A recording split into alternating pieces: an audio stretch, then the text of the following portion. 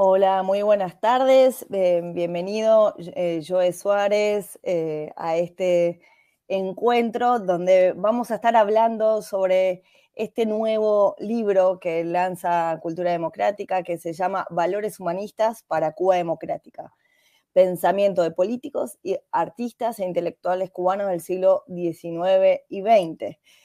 Este libro, para quien no sabe, ha sido resultado de la compilación de ensayos que han presentado distintos activistas de Cuba, tanto de la isla como de afuera, que respondieron a esta convocatoria de cultura democrática para recuperar un poco la memoria de estos pensadores cubanos de ambos siglos. Así que bienvenido, Joe. Muchas gracias por la invitación, Mica. Bueno, vamos directo al grano. ¿Por qué has elegido escribir sobre Bizet? Bueno, porque si alguien quiere entender qué ha pasado con la oposición en Cuba, en la conexión entre el siglo XX y el siglo XXI, es importantísimo, es clave entender quién es Oscar Elías Bizet, este doctor del barrio del Auto, un barrio popular en las afueras de La Habana, que le puso frente al totalitarismo y según el poeta y diplomático Armando Valladares, está en el ensayo citado, hacia 2010 decía que era la figura más importante en los últimos años de la oposición en Cuba, lo cual parece una gran, vamos a decir, puede parecer para algunos un sobredimensionamiento de la figura de Bizet, pero realmente en ese tiempo había otros como Osvaldo Payá, Harold Cepero, etcétera. Sin embargo, él despertaba este tipo de emociones dentro de la oposición, en el exterior, en el exilio y también dentro de Cuba, como ya veremos también y como podrán ver quienes lean el ensayo. ¿Te identificas con sus valores, su pensamiento y su accionar? ¿Qué nos puedes decir al respecto? Bueno, me identifico plenamente. Ambos compartimos no solo el amor por la libertad en Cuba, sino también la misma fe. Ambos somos hermanos en Cristo. Él es un conocido bautista en La Habana. Es además alguien que no ha tenido reparos en poner el pensamiento cristiano también en consonancia, en paralelo con la lucha por la libertad de Cuba. Es alguien que no tiene miedo, siendo cristiano, de hablar de política, que es una de las cosas que el régimen y muchos otros regímenes han tratado de decirle a los creyentes: ustedes son ciudadanos de segunda, si tienen una fe religiosa no hablen de política. Y él no solo ha hablado de política con la Biblia en la mano también, sino también que ha hecho política y ha puesto en aprieto más de una vez al régimen cubano, de manera que despierta mi completa admiración. ¿Qué claves del pensamiento de dicho autor es imprescindible para la Cuba actual y futura? Bueno, yo diría que en la defensa al derecho a la vida es llamativo que dentro de la oposición este derecho que es, dirían los norteamericanos, cornerstone, una piedra angular para el sistema de derechos humanos, no se defienda con tanto ahínco. Sin embargo, Oscar Elías Bizet fue un apasionado en la defensa de este derecho y le costó más de 11 años en cárceles cubanas.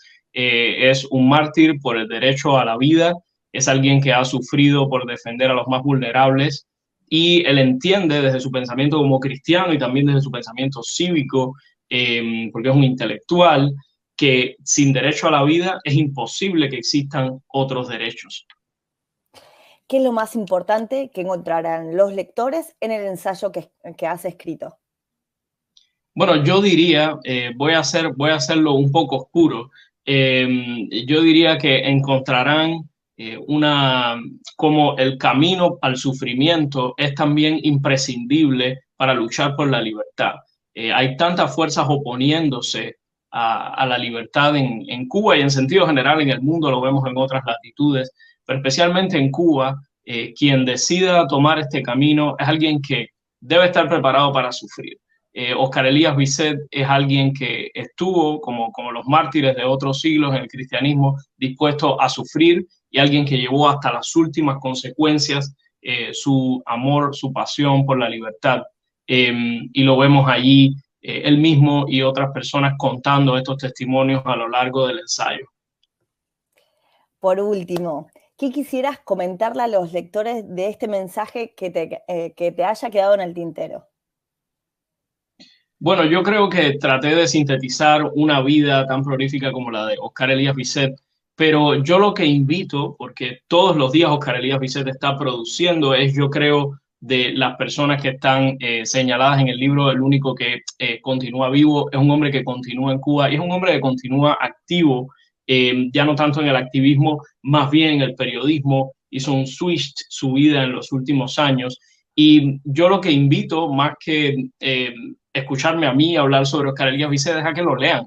Yo creo que es alguien que constantemente está produciendo pensamiento, es alguien que está produciendo pensamiento además muy al margen de las principales corrientes políticas que han, vamos a decir, cooptado la oposición, el movimiento opositor en Cuba. Es alguien que tiene una visión distinta, tiene una visión de sabiduría, además, porque no solo está en favor de, bueno, movimientos como el movimiento por la libertad, por la lucha pacífica, sino también porque tiene la sabiduría de al menos 2 milenios, porque es un hombre que ama a Cristo y es un hombre que vive su vida y vive su activismo a partir de ese ejemplo.